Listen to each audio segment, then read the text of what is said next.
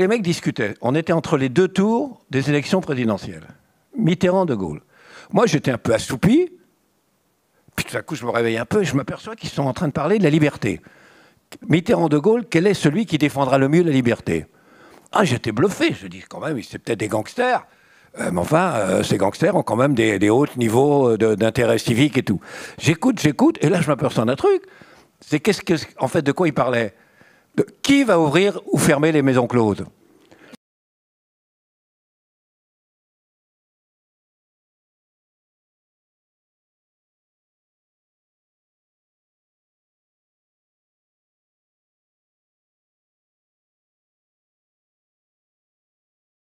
Tous, merci d'être là pour cette rencontre dans le cadre du festival Mot pour Mot. J'ai la chance d'accueillir Jean-François Kahn. Jean-François Kahn, bonsoir. Bonsoir. Je rappelle, vous êtes journaliste, essayiste. Alors, enfin, j'étais. Mais vous l'avez été longtemps. Je rappelle un petit peu, vous avez travaillé, alors c'est peut-être pas exhaustif, mais vous me corrigerez.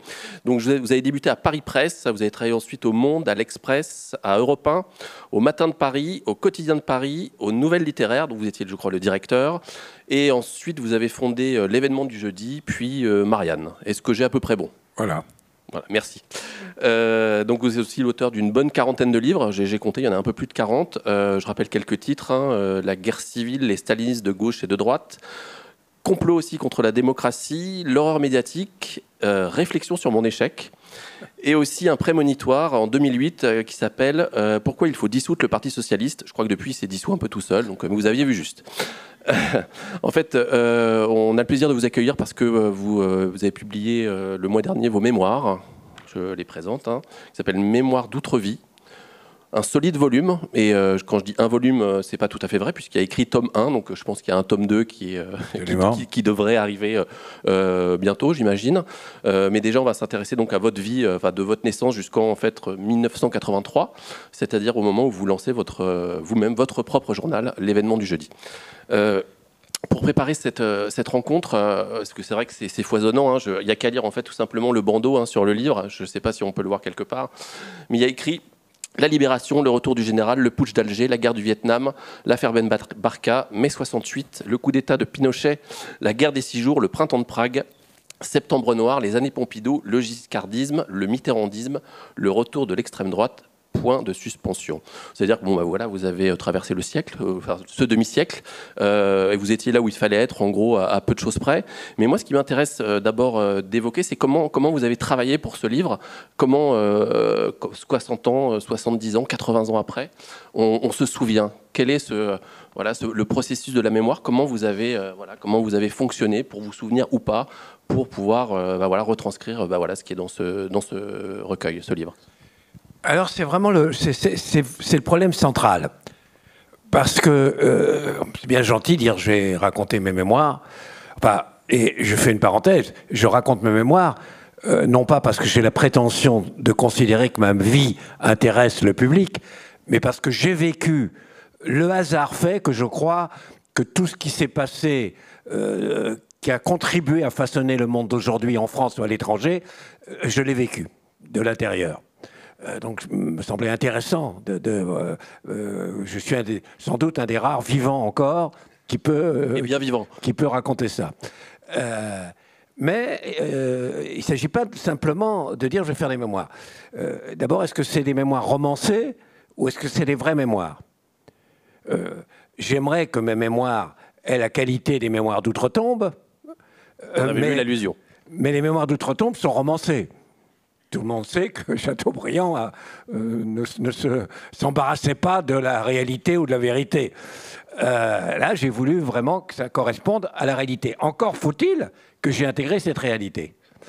Je vous donne un exemple du truc. Il y a une chose que je raconte. J'avais 22 ans, 23 ans, et on me demande d'accompagner le jeune roi Hassan II du Maroc au Louvre. Il venait à Paris, il venait d'être nommé roi au Louvre. Donc je l'accompagne au Louvre. C'était absolument extraordinaire. On arrive, lui il avait une sorte de trône, il y avait 400 personnes avec un fauteuil, dont moi. J'ai dit, mais qu'est-ce qu'on fait? On ne va pas visiter le musée? Ben non, on n'a pas visité le musée. Et pourquoi on n'a pas visité le musée? Parce que c'est le musée qui nous a visités. C'est-à-dire qu'ils avaient mis les plus beaux tableaux, pas naturellement la liberté guidant le peuple, c'est un peu gros, mais les plus beaux tableaux, on les avait mis sur des roulettes et on roulait les tableaux devant nous. Donc on était dans le fauteuil, et je crois qu'il y a peu de gens qui ont fait l'expérience d'un musée qui défile devant eux. Je vous le confirme. Ah, défile devant eux. Déjà, c'était extraordinaire. Et qui commentait? André Malraux, qui était ministre de la Culture. Comme guide, c'est pas mal. C'était pas mal. Qui a écrit beaucoup sur... Évidemment, ça serait formidable si je pouvais rapporter tout ce que nous a dit André Malraux sur les tableaux. Et entre parenthèses, je pourrais, non pas l'inventer, mais je pourrais le reconstituer, puisqu'il a écrit sur la peinture. Mais j'ai considéré que ce ne serait pas honnête. La vérité, c'est que je ne me souviens pas d'un mot de ce qu'il a dit. Aucun souvenir de ce qu'il a dit. Donc voilà, je le reconnais. En revanche, je me souviens de la tête d'Hassan II quand il a pris conscience que Malraux n'avait pas sélectionné la Joconde.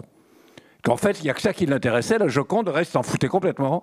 Et donc, il n'y avait pas la Joconde, j'ai vu la tête d'Hassan II. Ça, je m'en souviens. Je me souviens de... Mais évidemment, je ne me souviens pas. Donc voilà, un des problèmes des confrontés, c'est que il faut dire la vérité. J'ai eu la même expérience, encore plus jeune, où j'ai participé à un dîner où il y avait, entre autres, Albert Camus. Maintenant, je suis très timide, mais à l'époque, je n'étais pas timide. Et donc, j'ai été voir Albert Camus et je lui ai expliqué que j'étais fasciné par le mythe de Don Juan. Surtout, une des versions du mythe de Don Juan où Don Juan assiste à un enterrement, voit passer un enterrement et on dit que c'est son enterrement. Ce dédoublement. Et j'ai discuté pendant au moins 1 heure avec Camus de ce mythe. Ben, c'est pareil, je ne me souviens pas un mot. Bon, donc voilà, donc je ne le raconte pas. Heureusement, rassurez-vous, il y a un certain nombre de choses. Oui, on y viendra, il y a un certain nombre de choses. L'autre aspect, le dernier, c'est qu'il faut nettoyer ses mémoires. Il faut interpeller sa mémoire, interroger sa mémoire. Il y avait quelque chose qui était dans ma tête. J'étais convaincu absolument de l'avoir vécu. C'est qu'en 1944, j'habitais rue des Plantes, dans le 14e. Vous aviez 6 ans, hein, à peine. En 1944, vous aviez à peine 6 ans. Hein, 1944, oui, c'est ça. 6-7 ans. Je suis là. J'ai une voisine qui s'appelle Madame Legros. On est dans l'ascenseur avec ma mère et Madame Legros. En plus, c'était une dame qui s'appelait Madame Legros, était grosse. Donc, comme quand on est un enfant, on s'en souvient. Et elle avait des hoquets de douleur. Comme ça. Ah oui, comme ça.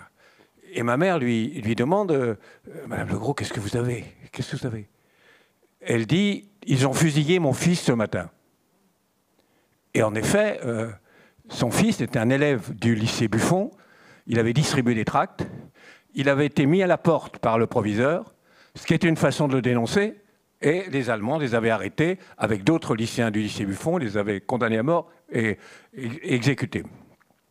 Sauf que quand je vais écrire ça, tout à coup, je me dis, mais je vois que ça ne s'est pas passé en 1944, mais en fin 1943. Et en fin 1943, je n'étais pas à Paris. Je suis rentré en 1944. Et donc, je dus convenir que cette affaire m'avait tellement bouleversé, tellement imprégné. Je connaissais Madame Legros. Et donc, j'avais fini par m'en imprégner au point que je croyais l'avoir vécu. C'est comme si je l'avais vécu. Mais ce n'était pas possible.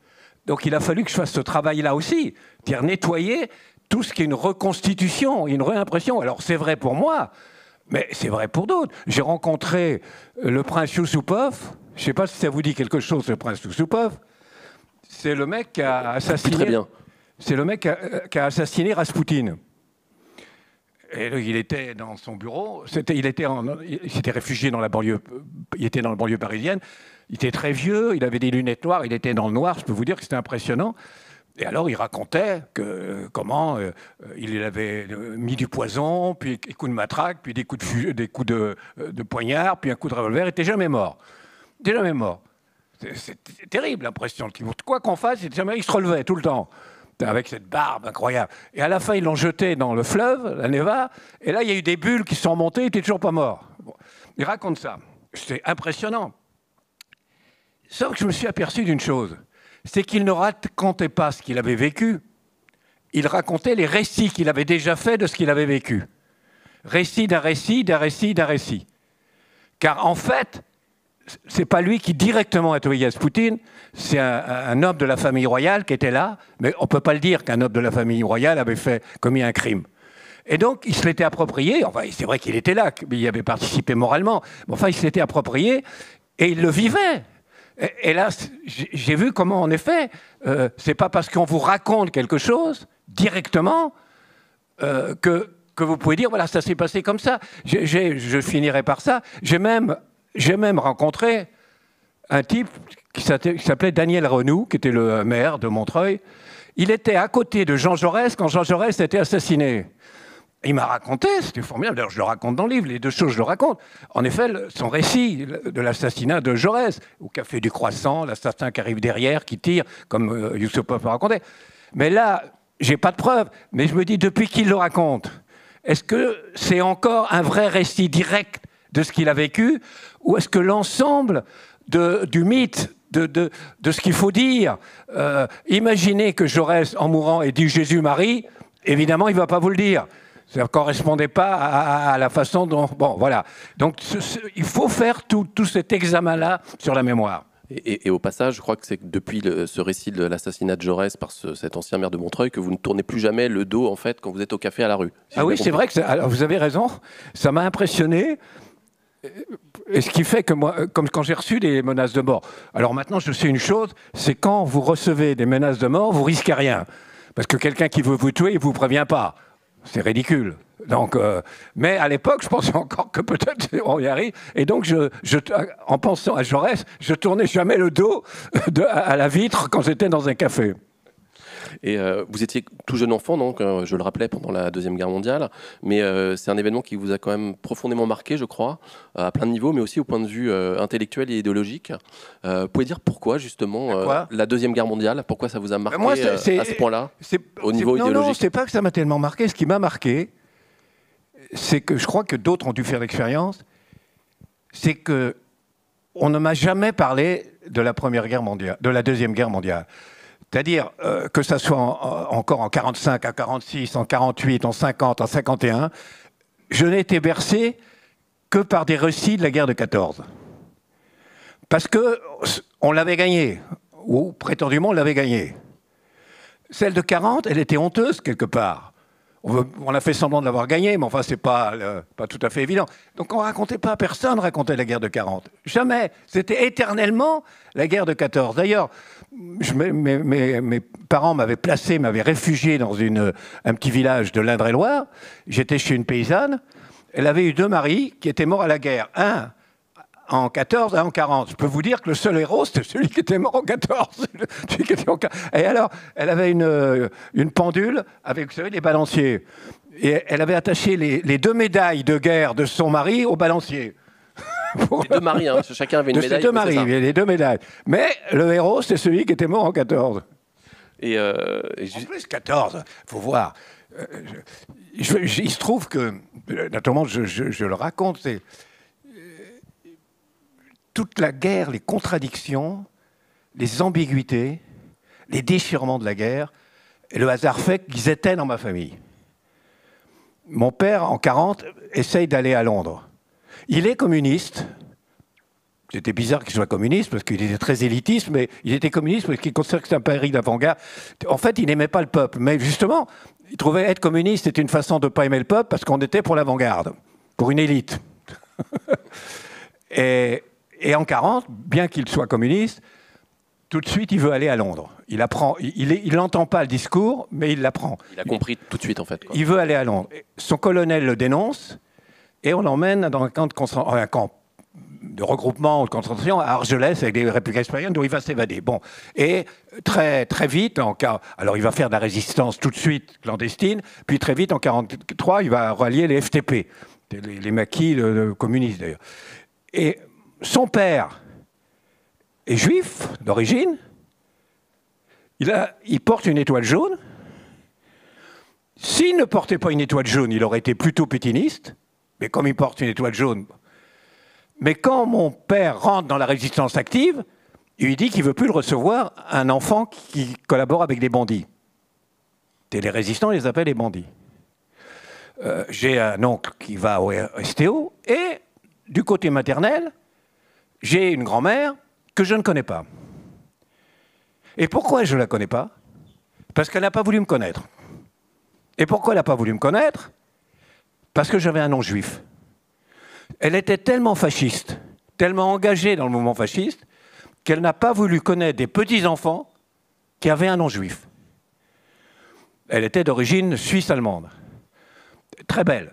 Moi, je ne l'ai pas connue, mais d'après tout ce qu'on m'a dit, très belle. Quand, en 40, elle est devenue la maîtresse, elle avait un amant qui était un officier allemand.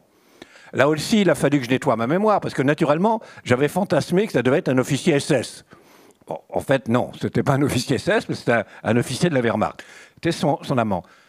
Quand les Allemands sont partis en retraite, elle a suivi son amant, donc les Allemands. Le lendemain, les maquisards, les résistants sont arrivés. Au mieux, il l'aurait tendu. À mon avis, au pire, il aurait même fusillé sur place. Son cas était clair. Mais elle n'était plus là. Donc elle suit les Allemands dans leur retraite. Elle met ses bijoux dans une valise, l'argent dans une valise, et prend la valise. Et au cours de la retraite, son amant allemand l'assassine d'une balle dans la tête pour voler les bijoux et la valise. Donc par un retournement du destin extraordinaire, j'allais avoir une grand-mère fusillée pour collaboration, et j'ai une grand-mère assassinée par les nazis. Et ça, vous l'avez appris. Et je me souviendrai toujours des gendarmes venant voir ma mère et disant « Soyez courageuse, on a une mauvaise nouvelle, quoi, votre mère qui est arrivée, quelque chose, quoi, elle est morte, quoi. Elle a été tuée. » Ma mère dit « Par qui ?» Les Allemands. Et ma mère a ce cri « Ah, je préfère ». Oui, tout est dit. Et ça, cette histoire-là particulière de cette grand-mère tuée par les Allemands, par un Allemand, son amant allemand, vous l'avez appris quand précisément? À ce moment-là, plus tard? Parce que j'ai assisté à Micro. cette scène, tout de suite. D'accord. Tout de suite. Et concernant la Deuxième Guerre mondiale, donc j'allais dire qu'il vous poursuit un peu quand vous commencez dans ce métier, où vous êtes arrivé, si j'ai bien compris, totalement par hasard. C'est pas du tout une vocation, c'est un peu le fruit du hasard. Vous pourrez en parler si vous le souhaitez. J'avais jamais rêvé d'être journaliste. Vous rêviez de plein de choses, mais pas d'être journaliste, quoi. Non. Et donc quand vous commencez, je crois que c'est à Paris Presse, dresser une galerie de portraits de vos collègues, qui est assez croque-quignolette, si j'ose dire, puisque parmi eux, oui, il y a quelques résistants, mais il y a aussi beaucoup d'anciens collabos, quoi. Enfin, la galerie est impressionnante. Il y en a qui sortent de camps de concentration, il y en a qui ont été résistants, il y en a qui sont devenus journalistes, enfin, il y en a qui n'ont fait aucune étude, qui n'ont même pas de certificat d'études, ils ont été résistants. Et la résistance les a placés dans le journalisme, donc ils sont journalistes, et d'autres en contraction universitaire. Bon.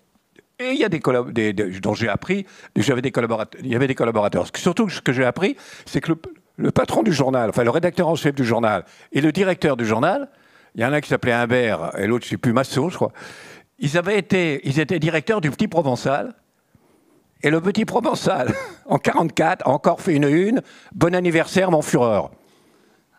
Oui, c'est des et ils sont extrémistes, c'est vrai. partis, je ne savais pas. Et alors, quand il y a eu, ça n'a rien à voir, mais quand il y a eu une intervention américaine, c'est au moment où j'étais, quand il y a eu une intervention américaine à Saint-Domingue, il y a eu une intervention militaire à Saint-Domingue, on a oublié, c'est terrible, parce que pour renverser un gouvernement démocratique de centre-gauche qui était dirigé par un type qui s'appelait Juan Bosch.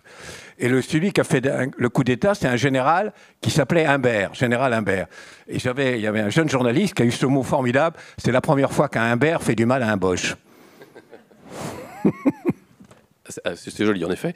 Et comment, justement, j'allais dire, tout ce petit monde collaborait ensemble, le mot est mal choisi, mais comment voilà, des anciens résistants pouvaient travailler avec des anciens collabos? Enfin, on est à la fin des années 50, je crois, donc voilà, il y a même pas, la guerre est terminée depuis même pas 15 ans. Comment tout ce petit monde arrive à travailler ensemble, tout simplement? Ils travaillent ensemble parce que c'était une normalité, une forme de normalité. Ce n'était plus vécu comme c'était. D'abord, ils s'en vantaient pas. Hein. Je veux dire, ça se savait. Beaucoup avaient changé de nom. Par exemple, bien plus tard, quand j'étais à Europe 1, quand j'étais éditorialiste d'Europe 1, il y avait un type qui s'appelait Monsieur Larousse. C'était celui, je ne sais pas pour ceux qui écoutaient Europe 1 en ce temps-là, qui, quand quelqu'un voulait poser une question, on disait « Ah, on interroge Monsieur Larousse ». Alors il disait, je ne sais pas, où est-ce qu'est mort Napoléon? Et Monsieur Larousse disait « À Sainte-Hélène ». Bon. Et bien Monsieur Larousse, c'est un mec qui avait changé de nom, c'était un collabo qui avait été condamné à la Libération. Et il y en avait plein comme ça. Moi, je me souviens, toujours quand j'étais à Europe 1, j'avais un type qui s'appelait Fabrelus, qui arrêtait pas de m'envoyer. Tous les 2 mois, il m'envoyait une critique de ce que je disais. C'était un mec qui avait été l'intellectuel le plus important de la collaboration. Voilà. Ouais. Et en 56, il ne faut pas oublier qu'en 56, vous avez à peu près 40 députés ex-collaborateurs, ex-fachos, qui ont été élus. Aujourd'hui, il n'y a pas de risque, non pas parce qu'il n'y a pas de risque. Il n'y a pas de risque qu'ils soient ex-fachos. Ils seront ex-fachos, mais au moins, ils n'auront pas été collaborateurs.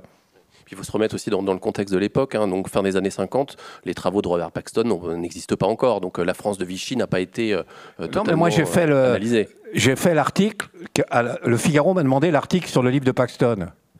Donc, j'ai fait l'article sur le livre de Paxton qui révèle, entre autres, que c'est le gouvernement de Vichy qui a demandé aux Allemands de déporter également les enfants. J'ai reçu 120 à 130 lettres. C'est très rare de recevoir sur un seul papier 120 ou 130 lettres dans un article. Lecteur du Figaro. Tous vichistes.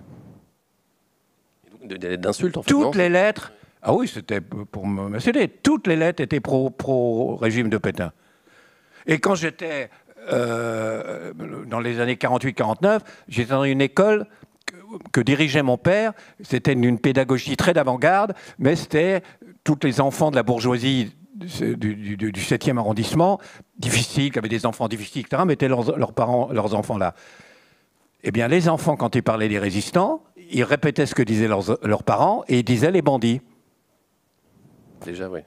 On voit bien que tout ça n'avait pas du tout été pas digéré, c'est évoqué. La France, les Vichy, c'était rêvé Vichy. C'est aussi con que ça. Et donc, comme je le rappelais en préambule, votre premier poste est à Paris Presse, hein, et vous couvrez l'Algérie. Alors, j'ai couvert très vite l'Algérie parce que le journal était plutôt de droite, oui, gaulliste, disons, droite gaulliste, et dans un premier temps, Algérie française. Et tous les journaux, alors c'était les stars qui couvraient l'Algérie, c'était les grandes stars du journaliste, c'était les grands reporters en Algérie. Mais du coup, ils étaient Algérie française, pure et dure. Quand le général de Gaulle a pris le tournant et finalement a fait ce que les socialistes n'avaient pas fait, c'est-à-dire négocier avec le FLN et amener l'Algérie à l'indépendance, ils ont reçu la consigne de changer de bord, enfin de prendre le tournant eux aussi. Et il y avait un problème. Comment couvrir l'Algérie ? D'abord, eux ne souhaitaient plus que ce soit ces mêmes journalistes, mais il faut dire que les mêmes journalistes ne souhaitaient plus non plus de prendre le tournant. D'ailleurs, il y en a qui sont partis et qui ont créé Minute ou des choses comme ça. Très bien. Mais moi, j'avais jamais caché, j'étais tout jeune, j'avais jamais caché que j'étais pour l'indépendance d'Algérie, j'étais pour les négociations avec les FLN, j'allais aux manifs pour la paix en Algérie. Ça, c'était permis, ils ne me voulaient pas pour ça. Et alors, je me souviendrai toujours de la scène, parce que je vois tous ces grands personnages d'un certain âge, un jour qui viennent tout ça, sur la pointe des pieds vers moi, me dit écoutez, jeune homme, bon, j'étais déjà journaliste, je faisais des choses, mais écoutez, jeune homme, écoutez, on connaît vos idées et tout, vous ne pourriez pas prendre le relais et aller en Algérie, etc. C'est comme ça. Et alors, il y avait un mec qui, lui, alors, était franchement d'extrême droite. C'était un vrai facho, naturellement, Algérie française, mais vraiment facho. Et beaucoup étaient partis extra, mais lui, il était jeune, il l'aimait bien. Il dit qu'on va te garder, mais attends, tu ne peux pas continuer à faire de la politique comme tu es. Il faudrait que tu crées une rubrique gastronomique. Ah, le mec, il hurle. Comment ? Quelle déchéance ? Gastronomique ? Comment ? C'est pas possible. Ah ben c'est ça ou la porte ? Ah ben le mec il dit c'est ça. Eh ben c'était Henri Gaud. C'est-à-dire le mec qui va ensuite avec Go Millot. Donc il devient, en fait, grâce à ça il devient millionnaire, mais il ne le sait pas. mais vous rappelez qu'il était un peu fasciste quand même. Hein. Ah, il était totalement fasciste. Il a évolué depuis. Enfin, il avait évolué non, d'accord, ok. À méditer quand vous rachèterez un guide Goemio. Non, je plaisante. Il écrivait, je me souviens, un jour, il dit c'est un bon restaurant, bien que juif. Il écrivait ça quand ? Je sais pas, dans les années 60. Ah oui, 60. Oula. Ah oui, donc indéboulonnable, terrible. Et donc vous allez en Algérie couvrir ce qu'on appelait encore pudiquement les événements, c'est ça ? Alors, je couvre la fin de la guerre d'Algérie, et puis surtout, après, quand la guerre d'Algérie est finie, la période de l'OAS, justement, c'est-à-dire entre la signature des accords d'Évian, c'est la fin de la guerre d'Algérie, et le cessez-le-feu réel. Il y a un interlude. Et c'est absolument horrible. Et là, j'ai fait une expérience qui m'a beaucoup marqué dans ma réflexion, qui est qu'en fait, quand on dit mais comment un tel a fait ça? Comment ces gens ont accepté ça? Comment vous avez pu? Comment ça a été possible? En fait, tout est possible. C'est-à-dire, on peut finalement finir par intégrer tout, s'habituer à tout, pas accepter tout, mais s'habituer à tout. Quand je suis arrivé, moi, en Algérie, dont j'étais tout jeune encore, néophyte, j'entends une explosion énorme. Beaucoup de journalistes qui étaient là, d'abord, il n'y avait plus beaucoup de journalistes, pour dire la vérité, parce que c'était très dangereux, mais parmi ceux qui étaient là, en particulier étrangers, ils n'allaient plus voir une explosion. Il y avait tellement d'explosions tout le temps, toute la journée, on n'en avait plus à se déplacer pour une explosion. Mais moi, j'en étais encore là, donc c'était une grosse explosion. Je me précipite vers le lieu de l'explosion. Et c'était une voiture piégée qui avait explosé sur les docks d'Alger, une petite place où on engageait les dockers arabes. Elle avait explosé là. J'arrive. 60 morts. Mais il faut voir ce que c'est que 60 morts déchiquetés plus les blessés. C'est-à-dire ces monceaux de cadavres en morceaux, avec du sang sur les murs, quelque chose d'atroce. Là, je vois ça. Comme je me suis précipité, je suis le premier Européen sur place. Du coup, les musulmans qui sont là me sautent dessus et commencent à me taper dessus. Je hurle que je suis journaliste. Il y a 2 militants FLN qui étaient là, qui arrivent, qui leur tapent dessus, d'ailleurs. Les mecs qui viennent d'échapper au massacre, on leur donne des coups de bâton. Et ils me dégagent, ils me prennent et ils m'emmènent à Bellecour, qui est un quartier qu'ils contrôlaient, où d'ailleurs les blessés arrivaient, on soignait les blessés, etc. Ils m'envoient à Bellecour. Il fallait que le problème, c'est que je ne pouvais pas écrire l'article parce que je tremblais tellement que je n'arrivais pas, avec ma plume, je n'arrivais pas à écrire l'article. Bon.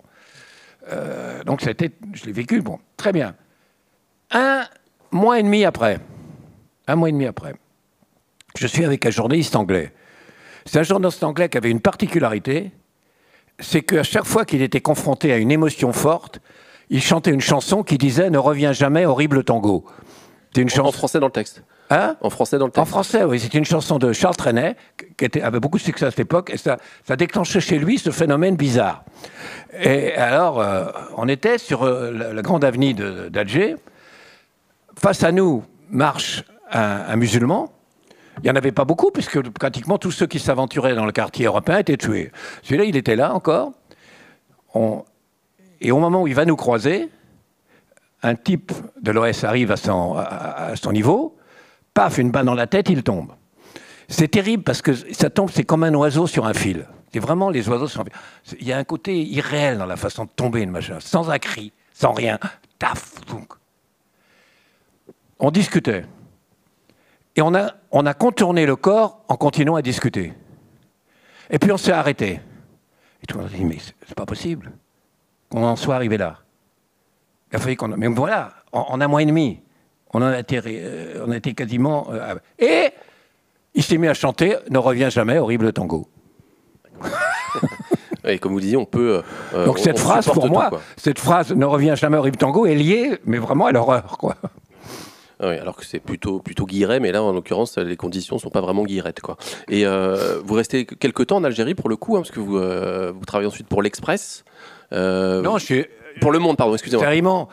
Après, il y a eu un conflit entre l'Algérie... Enfin, j'ai couvert beaucoup de choses en Algérie, et il y a eu un conflit entre... D'ailleurs, la seule fois où j'ai vraiment failli être tué, c'était là, quoi, en Algérie. Et vous vivez l'indépendance, hein. Enfin, voilà, vous êtes en Algérie au moment de l'indépendance, vous restez quelques temps. Alors, voilà, et il y avait une guerre entre l'Algérie et le Maroc. Et il y avait un journaliste qui avait du talent, qui s'appelait Lucien Baudard, mais qui a inventé tout, lui. C'est comme Chateaubriand. Et donc, il avait inventé un combat extraordinaire entre les Algériens et les Marocains, etc., mais qu'il avait complètement inventé. Moi, on me demande d'en parler. Mais j'ai dit, j'en parle pas, ça n'existe pas, etc. Et j'avais écrit un article, il m'ajoute 2 lignes pour faire croire que ça avait existé. J'ai démissionné. Oui. J'ai eu un pot terrible parce que dès le lendemain, Le Monde, le journal Le Monde, donc, m'a engagé, même envoyé en Algérie. Et l'Algérie, à l'époque, c'était l'Algérie indépendante, donc. Et alors, il y avait tous les représentants des mouvements révolutionnaires mondiaux. D'abord, il y avait toutes les tendances Trotsky. Je peux vous dire, il faut l'avoir vécu. Du monde, oui. Et vous écrivez, coltiner toutes les tendances Trotsky. Là-dessus, vous avez des mots, page 251, je l'ai noté. Hein. Vous dites Alger en 1964, c'était comme la libération de Paris, comme Paris Presse, comme l'Express, comme le Parti communiste, comme Europe 1, mai 68 ou le Tour de France, il faut l'avoir vécu. Vous dites ça. Ah oui, il faut l'avoir vécu, parce que personne ne se retrouve avec autant... D'autant que là, il y a les trotskistes, mais il y avait aussi les mouvements de libération nationale des pays qui vont arriver au pouvoir. Tous les partis qui vont arriver au pouvoir en Angola, au Mozambique, en Guinée, etc., ils étaient là.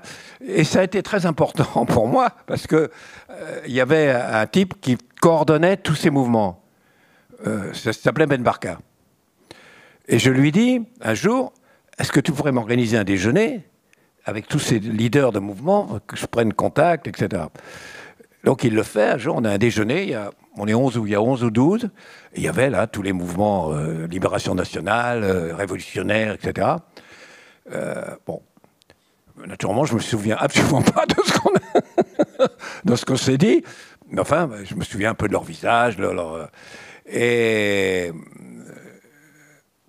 finalement un an après je passe à l'Express. Et puis, un matin, j'entends le téléscripteur qui sonne. Je me précipite et je vois Ben Barka enlevé. Et tout à coup, ça fait clic dans ma tête. Tous les participants à ce déjeuner étaient morts de mort violente, sauf Ben Barka et moi, en l'occurrence. C'est-à-dire l'un fusillé, l'autre empoisonné, l'autre pendu, l'autre... Enfin, voilà, tous, absolument tous. Ça m'a saisi. J'ai dit, je veux savoir. Qu'est-ce qui s'est passé pendant... Et donc, avec un collègue qui était un très grand journaliste, qui s'appelait Jacques de Rogy, on décide d'enquêter. Et finalement, on arrive à savoir que c'est le ministre de l'Intérieur marocain qui l'a assassiné, la complicité de la police française, etc. Là, on finit par tout révéler. Mais c'est ce choc, ce rappel de ce déjeuner qui a été pour moi la motivation de dire « je veux savoir ». Oui. Et cette fameuse affaire Ben Barka, donc portée par vous, hein, Jacques de Rogy et l'Express, c'est vraiment la première affaire de journaliste d'investigation comme on l'entend aujourd'hui. C'était vraiment une enquête au long cours. Moi, j'aime pas l'expression journaliste d'investigation. Je trouve qu'un journaliste est par définition un journaliste d'investigation. Qu'est-ce qu'on fait d'autre qu'investiguer? Vous croyez Lucien Bodard, il n'investiguait pas beaucoup, visiblement. Ça n'existe pas une réalité qui se donne telle qu'elle. Quand un parti dit on a 700 000 adhérents, c'est pas vrai. Donc il faut bien savoir. Quand on nous dit voilà ce qui s'est dit au Conseil des ministres, c'est pas vrai. Quand une société publie son bilan, c'est pas vrai. Il faut toujours aller au-delà pour voir la réalité. Donc tout implique de l'investigation. Dans l'histoire Ben Barka, je vous racontais un truc qui est marrant, c'est que je raconte dans le livre le détail, qui est croustillant mais qui est compliqué. Mais enfin, il y a des gangsters dans tout ça, des gangs. Et à un moment, on devait nous emmener, enfin, des gangsters devaient nous emmener, un mec qu'ils contrôlaient, qui s'appelait Figon, et qui était là, et qui avait vu vraiment Oufkir, sinon tuer, au moins torturer Ben Barka. Mais il n'était pas encore là. Et donc on attendait, il faisait chaud, l'atmosphère était torride. Dans les mecs, ils nous ont dit, quand il va arriver, de toute façon, je lui ai dit, mais s'il ne parle pas. Il nous dit, mais t'occupes, on saura comment le faire parler. C'était une angoisse terrible. Je lui ai dit, ah non, on ne va pas torturer le type, je t'imagine. Mais enfin, il ne venait pas. Et les mecs discutaient. On était entre les deux tours des élections présidentielles. Mitterrand, De Gaulle. Moi, j'étais un peu assoupi. Puis tout à coup, je me réveille un peu et je m'aperçois qu'ils sont en train de parler de la liberté. Mitterrand, De Gaulle, quel est celui qui défendra le mieux la liberté? Ah, j'étais bluffé. Je dis, quand même, c'est peut-être des gangsters. Mais enfin, ces gangsters ont quand même des hauts niveaux d'intérêt civique et tout. J'écoute, et là, je m'aperçois d'un truc. C'est en fait, de quoi ils parlaient? Qui va ouvrir ou fermer les maisons closes? Ce n'était que ça. C'est-à-dire leur conception de la liberté, c'était en réalité lequel peut-être réouvrir les bordels. Et il n'y en avait aucun des deux, finalement. Ils auraient dû être déçus. Aucun. Oui. Mais, donc on est resté en dictature.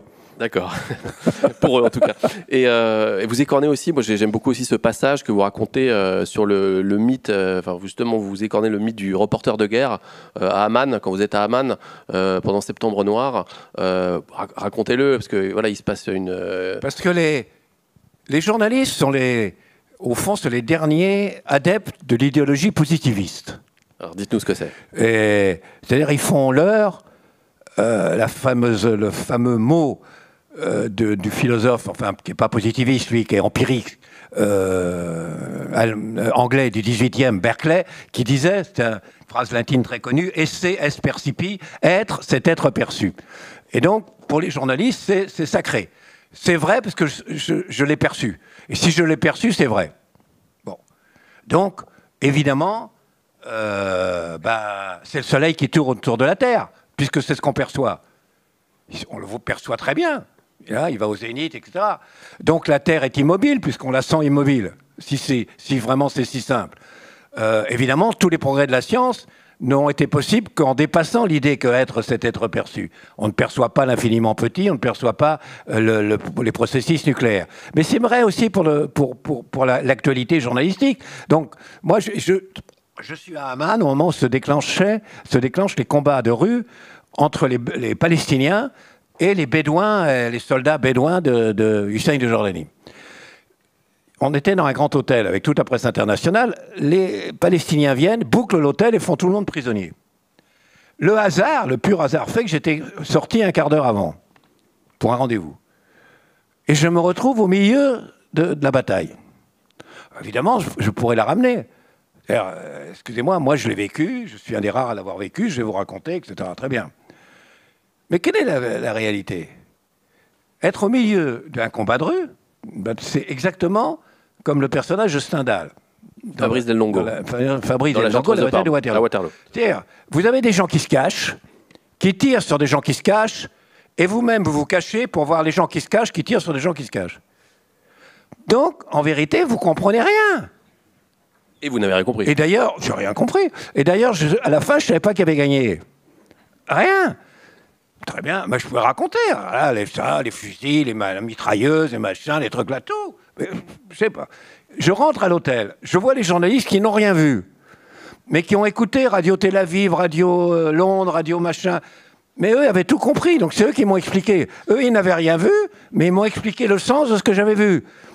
Donc, sans les gens qui n'avaient rien vu, moi qui avais vu, j'aurais rien compris, de toute façon. Alors, les journalistes n'osent pas dire ça. Mais c'est une réalité aussi. C'est un tabou même, on a l'impression, parce que moi, je pense que c'est pas, ça dû arriver plusieurs fois. J'ai failli commettre 2 erreurs. En vérité, j'aurais pu les commettre. Il se trouve que je ne l'ai pas écrit dans les 2 cas. Donc, personne ne peut me le reprocher. Je ne l'ai pas écrit. Mais pour dire la vérité, j'aurais pu l'écrire. J'assiste aux grandes manœuvres de l'armée égyptienne. C'est formidable, les grandes manœuvres, parce que c'est une armée qui charge un ennemi qui n'existe pas. Donc les mecs sont d'un courage énorme. Vous dites combien le courage quand vous chargez un ennemi qui n'est pas là de toute façon. Donc alors là, c'est formidable. Les chars se déboussolent, les types baïonnettes au canon, c'est formidable. Moi, je vois ça. Mais ça m'impressionne. Et donc j'en déduis, c'était un peu avant la guerre des 6 jours, que la guerre des 6 jours sera longue. En voyant cette armée comme ça, j'en dis, ça va être dur. Israël va gagner, j'étais convaincu qu'Israël gagnait, mais ça sera long. Oh, ça a duré 6 jours. La deuxième exemple, c'est que je suis à Karlovy Vary, en Tchécoslovaquie, et je vois Dubček, le chef communiste réformiste tchèque, et Brejnev, qui se précipitent dans les bras l'un de l'autre, qui s'embrassent sur la bouche, etc. J'en déduis que les soviétiques n'interviendront pas en Tchécoslovaquie. C'est raté. Et c'était raté, j'ai connu. Donc il faut se méfier. Il faut vraiment se méfier des apparences. L'idée que c'est vrai parce que c'est perçu, c'est vraiment l'idée la plus fausse qui soit. Oui. Puis on a l'impression que, comme je le disais, vous touchez un peu à un tabou, parce que je pense que ce type de situation, nombre de reporters de guerre... Les journalistes, dans l'ensemble, enfin, il y a des exceptions, mais les journalistes n'osent pas dire ça. Je sais pas pourquoi. Alors que l'honnêteté voudrait qu'ils le disent, quoi. Et quand on ne sait pas, il faut le dire qu'on ne sait pas aussi. Ouais. Et autre chose aussi, moi, que j'ai relevé, enfin, voilà, quand vous lirez le livre, il y a tellement d'anecdotes incroyables. Vous racontez quand vous êtes à Calcutta, vous rencontrez Mère Teresa, et vous êtes confronté, voilà, à une violence, enfin, cette misère qui est terrible, et ça vous décourage, en fait. Enfin, vous êtes face à quelque chose qui vous dépasse, quoi. Enfin, comment dire. C'est-à-dire, j'ai pas rencontré Mère Teresa, c'était chez Mère Teresa, mais elle n'était pas là, elle. Avant, je connaissais même pas l'existence de Mère Teresa. Mais c'était des bonnes sœurs, des sœurs de Mère Teresa. C'était quelque chose qui m'a beaucoup interpellé parce que, bon, c'était horrible, c'est les lépreux. je me souviendrai toujours, à un moment, d'une femme qui se retourne. Elle avait, son visage était un œuf qu'avec des trous. Tout avait été bouffé. Je ne sais pas si vous imaginez l'image, un œuf avec des trous. Puis il y en avait d'autres, c'était terrible, quoi. Avec des enfants qui n'avaient plus par exemple, il y avait un gosse, il n'avait plus de bras, il avait les mains, les membres atteints, enfin, etc. Et il n'arrêtait pas de crier qu'il fallait le rendre à ses parents. Et pourquoi? Parce qu'il était la seule source de revenus de ses parents.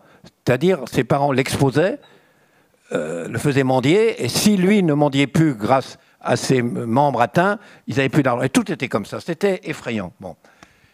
Et ces femmes, je ne suis pas croyant. Donc, c'est pas, pour moi, le concept de saint ou de sainte n'a pas de sens. Mais si ça a un sens, alors c'était des saintes.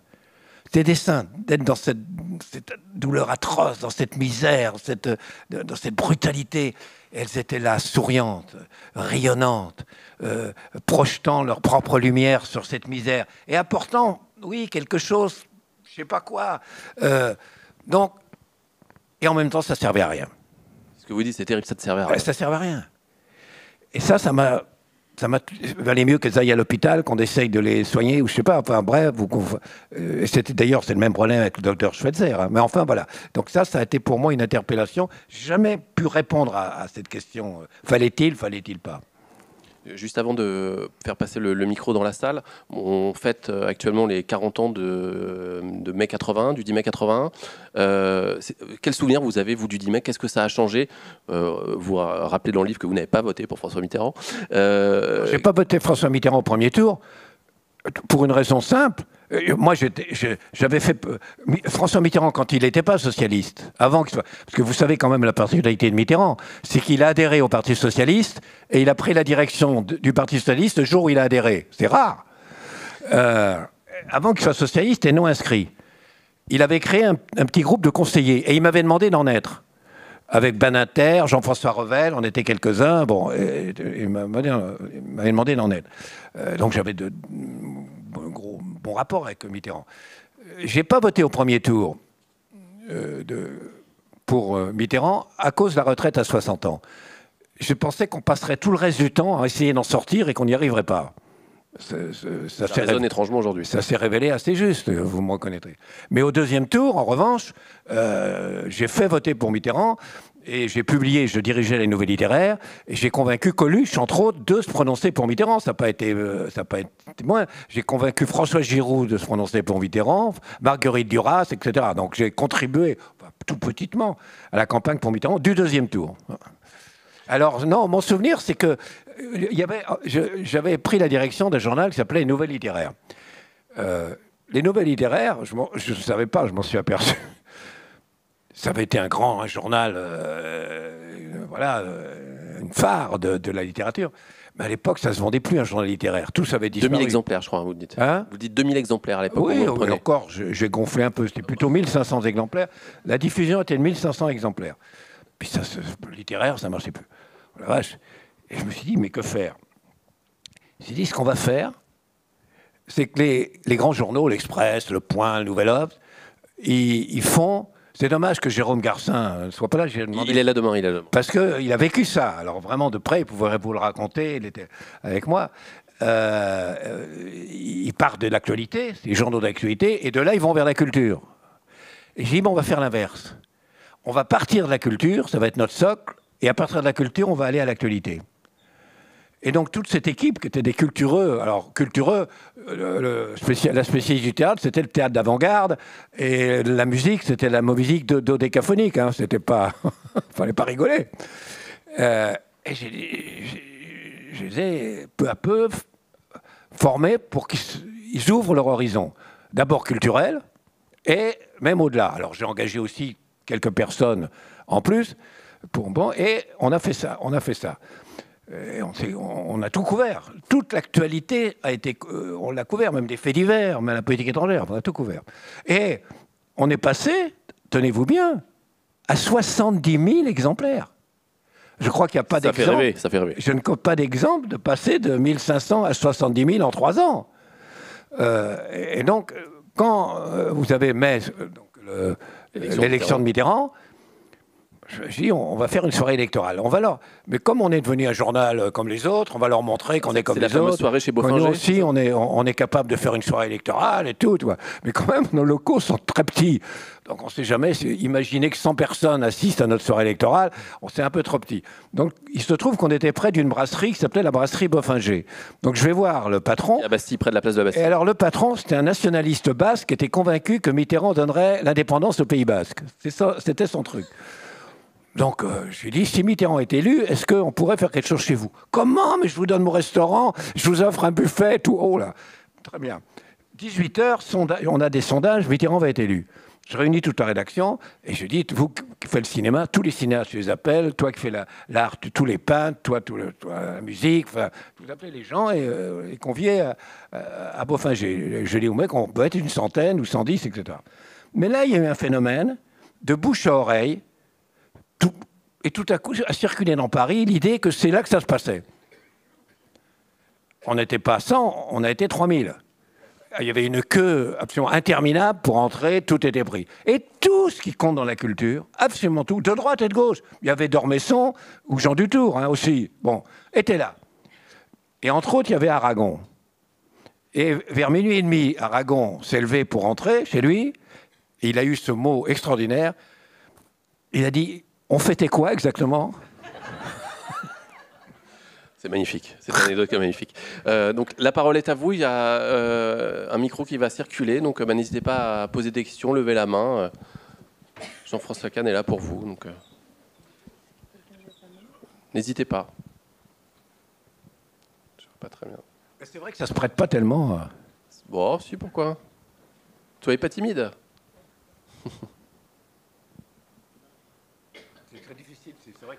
Il faut reconnaître que si on ne l'a pas lu, c'est un peu difficile de poser une question. Ouais, mais enfin, vous êtes un peu connu. C'est le journalisme. Oui, quand même. Sur la presse. Non, pas de question. Moi, je vais... Ah si, allez-y, monsieur. Monsieur au centre, pardon. Merci à vous.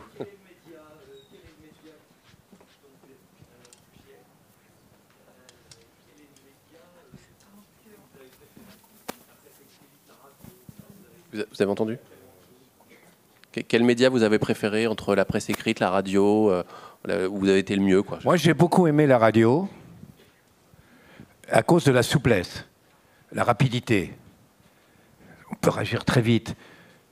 J'ai fait des émissions... Alors, j'ai fait, entre autres, ça on ne vous l'avez pas dit, mais j'ai fait, entre autres, à la radio, des émissions sur la musique. Chansons, opérettes, opéra, fait ça. Prenons la chanson. Mais... je l'ai fait dans une perspective, c'est-à-dire éclairer une période historique ou un problème sociologique à travers des œuvres musicales et en particulier des chansons. Si vous le faites à la télé, je l'ai fait à la télé, vous imaginez pas ce que c'est. Il faut un décor, il faut un orchestre, il faut quelqu'un qui chante, il faut répéter. Enfin, c'est comme si vous montiez un spectacle. Si vous le faites à la radio, prenez un disque, paf, la chanson part. C'est quand même beaucoup plus direct. Bon. Donc j'ai beaucoup aimé la radio. Donc Europe 1 essentiellement. Entre autres Europe 1, France Inter. L'émission sur la musique, j'ai fait sur France Inter. J'ai beaucoup plus de gens qui se rappellent de mes émissions sur la musique que de gens qui me parlent de mes éditoriaux politiques. Hein. Ça rend humble, c'est ça qui est bien. Donc voilà, j'ai beaucoup aimé, beaucoup aimé la radio. D'autres questions? Devant, monsieur.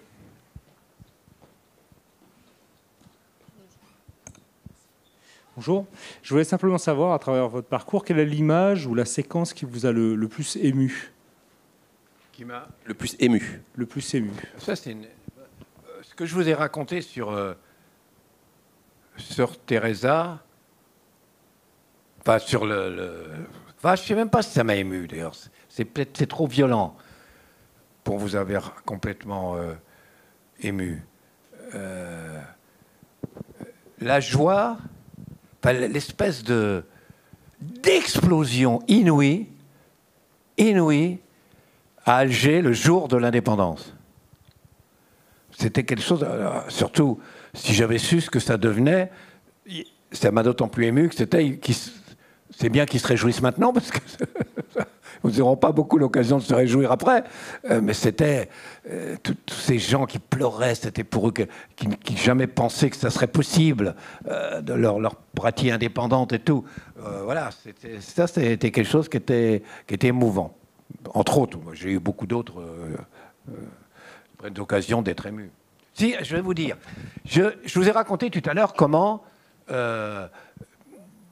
je m'étais fait à la violence jusqu'à contourner ce type qu'on venait de tuer. Alger, toujours. Hein. À Alger. Alors que j'avais vécu des trucs atroces, violents, je me souviens un jour remonter la rue d'Isly, j'ai suivi un commando qui tuait des gens et qui en ont tué 5 de suite. Tac, tac. C'était des trucs atroces. Une autre fois, j'étais un journaliste américain. Il y a eu une explosion. C'était à l'entrée de la Casbah d'Alger. Il y a eu une explosion. Puis la maison qui avait explosé était complètement noire, etc. Il n'y avait plus de lumière et tout. On rentre dans un appartement dévasté parce qu'il voulait prendre c'était un cinéaste. Il voulait prendre la rue avec sa caméra. Et il y avait un mannequin rouge, une espèce de mannequin rouge, comme il y a, vous savez, où on met les habits, etc., au fond, dans le noir. Et tout à coup, il s'écrie, il dit « Ah ben, le mannequin avance !» Je regarde, et le mannequin avançait. Parce que c'était un vieux qui avait été assommé, donc qui était KO à cause du choc, et qui n'avait plus de peau. Et il avançait.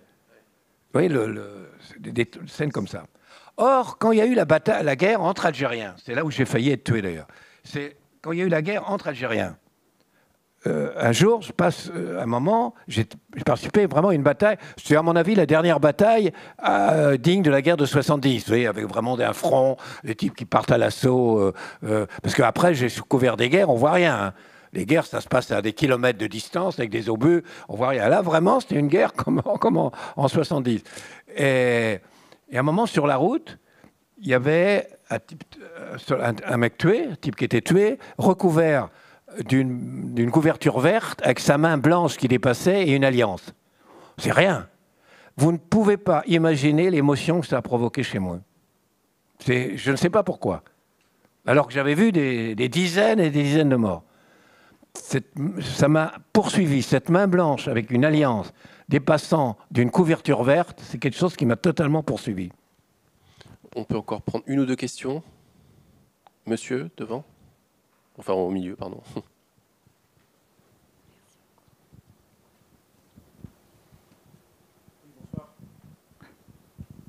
Je voulais savoir comment vous avez vécu le changement dans l'audiovisuel après 81, en particulier vos apparitions dans les émissions comme celle de Pollack, ce foisonnement un peu, le changement des règles après les années giscardiennes. Alors moi, je travaillais à Antenne 2. Et alors, paradoxalement, j'avais fait un article. C'était un article un peu pour soutenir Mitterrand au deuxième tour, d'une certaine manière. Enfin, pas directement. Je disais, parce que tout le monde disait, s'il y a une censure, si ceux qui étaient contre lui sont virés, moi, je démissionnerai. Et ils ont viré Alain Duhamel et Jean-Pierre Elkabbach, qui, entre parenthèses, avaient giscardisé la télé de façon incroyable. Hein, on ne peut pas le nier. Je crois. Oui. Attends, de façon terrible. Alain Duhamel, avec une distanciation intelligente. Elkabbach, alors, je ne peux pas imaginer comment. Si, on va bien. Mais je pensais que, justement, il ne fallait pas les virer. Et que si on commençait à montrer le doigt là-dessus. Et vous savez pourquoi ils ont viré? Parce que les journalistes ont demandé qu'on les vire. C'est-à-dire que j'ai vécu quand même, malheureusement je l'ai vécu souvent, une scène formidable. Tous les mecs qui se couchaient, qui ne disaient rien, qui protestaient jamais. Moi, il m'est arrivé souvent de protester contre des trucs. J'étais le seul avec un type, malheureusement, dont je ne me souviens plus le nom, un jeune journaliste qui a présenté ensuite des émissions de géopolitique, qui a présenté aussi les trucs sur le sida, Claude Sérillon. Claude Sérillon, non? Sérillon. Donc Sérillon, qui était vraiment le seul qui protestait, je me souviens, par exemple, il était interdit, sous Giscard, de prononcer le mot diamant. Lui, c'est le seul, il a prononcé le mot diamant d'un machin, ça fait une histoire terrible, enfin bref. Mais justement, je pensais qu'il ne fallait pas les virer. Bon, ils ont viré. Et comme j'avais écrit, j'ai démissionné. Donc j'étais le seul démissionnaire. Donc j'ai démissionné. Ensuite, il y a eu des émissions et il y a eu Pollack. Alors, il se trouve que j'ai participé à l'émission la plus incroyable de Pollack. C'est-à-dire celle où il y avait Gainsbourg, où il y avait Ciné, Charlie Hebdo, etc. Le Charlie Hebdo du professeur Choron. Oui, enfin, voilà, le cette professeur époque-là. Choron, Cavana, c'était terrible. Parce que, est-ce qu'on peut dire quelque chose de très, très osé? Ou est-ce que vous êtes libre, vous êtes libre. Est-ce que je peux choquer des... Hein, je peux ou pas? Et oui, il est tard, il est tard. Parce que moi, j'étais déjà d'une autre télé. Il y a des choses qui m'étonnaient beaucoup. Et je me souviens que de participer à une émission, on m'avait invité, Mireille Dumas, vous voyez qui c'était? Oui, bien sûr. Elle m'invite à une émission, c'était sur les esprits rebelles. Je me suis jamais considéré comme un esprit rebelle. Si je suis contre, mais l'esprit rebelle, j'aime pas ça parce que je trouve que je suis rebelle, je me positionne comme rebelle. Mais moi, je me positionne pas comme rebelle. Je suis très content d'être pour quand quelque chose me plaît. Je suis content d'applaudir quand quelque chose mérite d'être applaudi. Ben, elle m'avait quand même invité là-dedans. Donc, j'étais là-dedans. Et il y avait le professeur Choron dans la même émission. Donc, c'est en dire. Et à un moment, elle dit au professeur Choron, vous, qu'est-ce que un antimilitariste comme vous, par exemple, qu'est-ce que ça vous a fait quand vous avez fait votre service militaire? Il dit, oh, mais moi, il n'y avait pas de problème. C'était en direct. Hein. Moi, il n'y avait pas de problème parce que j'avais un deal avec mon colonel contre le fait que 2 fois par semaine, je l'encule, j'avais le droit d'une permission. Et oui, c'était à je suis quelle heure? Désolé, hein, vous m'avez dit que je pouvais le raconter. C'était tard déjà, non? Et moi, mais j'étais liquéfié. Je ne pouvais pas concevoir qu'on dise des choses comme ça à la télévision. Mais je m'en remets. En plus, j'y étais. Je dis, mais moi, je suis là. On dit ça dans une émission, je suis là. Et là, c'était pas une chose. Et le lendemain de l'émission avec Gainsbourg et tout, je rasais les murs. J'avais peur que les gens me voient. Je me disais... Bon, bah, je crois que ce sera le mot de la fin. On va rester sur ce sourire. Merci beaucoup, Jean-François Kahn, d'être venu. Et merci à vous d'avoir assisté à cette rencontre. Merci à vous.